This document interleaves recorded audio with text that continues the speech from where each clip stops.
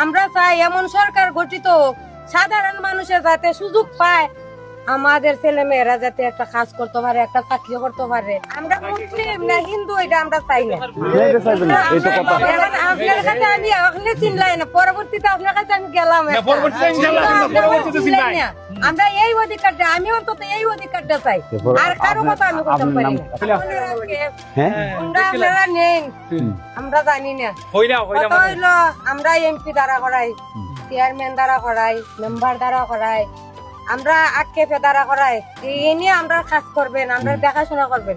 এখন আপনারা আমরা কাছে আইবেন, দেখবেন, কিন্তু আমরা খবর রাখবেন।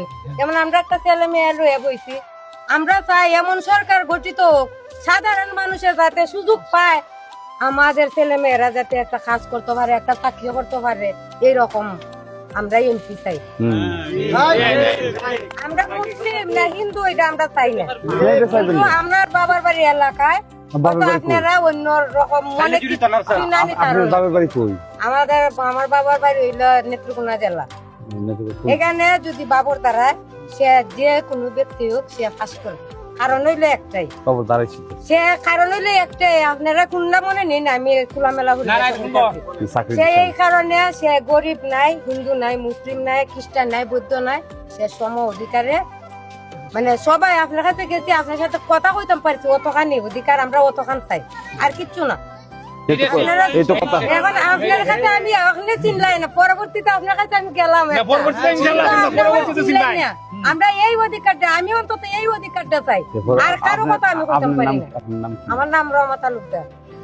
আমি অতটুকু কইছি, আমার দুইটা ছেলে একটা মেয়ে, এবার একজন এসএসসি পরীক্ষার্থী, আর একজন ক্লাস 2 তে পড়ে, ক্লাস 2 হইছে আর কি। আর 2 নাম্বারটা একটু পড়ার মাঝে বেশি সবল। আর আপনার স্বামী?